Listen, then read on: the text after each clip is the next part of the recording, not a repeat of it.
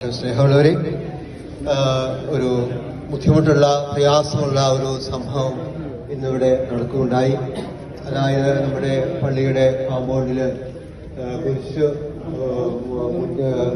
മൈതാനിയിൽ ഉച്ചസമയത്ത് ഏതാണ്ട് 12:45 ഇവിടെ 8ഓളം വാഹനങ്ങളും 4ഓളം ബൈക്കുകളും വരികയും ആ വാഹനങ്ങൾ പള്ളിമുറ്റത്ത് വെച്ച് റേസ് ചെയ്യുകയും അതുപോലെ തന്നെ ആളുകൾ ഇവിടെ കിടന്ന് ബഹളമുണ്ടാക്കുകയും ചെയ്ത ഒരു സാഹചര്യം ഉണ്ടായി.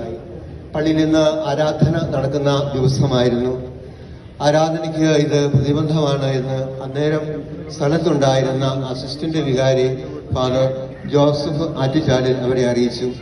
വികാരിച്ചനായ ഞാൻ അന്നേരം ഒരു കുർബാനയ്ക്കായിട്ട് വാഗമണ്ണ് പള്ളിയിൽ പോയിരിക്കുകയായിരുന്നു. ഞാൻ മടങ്ങി വരുമ്പോൾ 2:30 സമയമായി. അതിന് ഇടയ്ക്കുള്ള സമയത്താണ് ഇത് സംഭവിച്ചത്. ഇങ്ങനെ ഇവരോട് ഇവിടെ ബഹളമുണ്ടാക്കരുത്, മടങ്ങി പോകണം എന്ന് ആവശ്യപ്പെട്ടു. അവര് പോകുന്നതായിട്ട് കണ്ടില്ല. പിന്നെയും ഇത് ആവശ്യപ്പെടുകയും പോകുവാൻ പറയുകയും ചെയ്തു. അങ്ങനെ പോകുവാൻ പറഞ്ഞ ആ പ്രവൃത്തി അവർക്ക് പ്രകോപനപരമായിട്ട് തോന്നുകയും അവിടെ അടുത്തുണ്ടായിരുന്ന അല്ലെങ്കിൽ കോമ്പൗണ്ടിൽ തന്നെ ഉണ്ടായിരുന്ന അസിസ്റ്റന്റിനെ വണ്ടി ഇടിച്ച് അപായപ്പെടുത്തുവാനായിട്ട് ശ്രമിക്കുകയും ചെയ്ത സംഭവമാണ് ഇന്ന് ഇവിടെ നടന്നത്. ഇതുപോലെ ഇതിനു മുമ്പ് 1-2 പ്രാവശ്യമൊക്കെ ഇവിടെ വാഹനങ്ങൾ കൊണ്ടുവരികയും പ്രകാരം ചെയ്യുകയും ചെയ്തിരുന്നു. പറഞ്ഞപ്പോഴൊക്കെ അവർ മടങ്ങിപ്പോയി.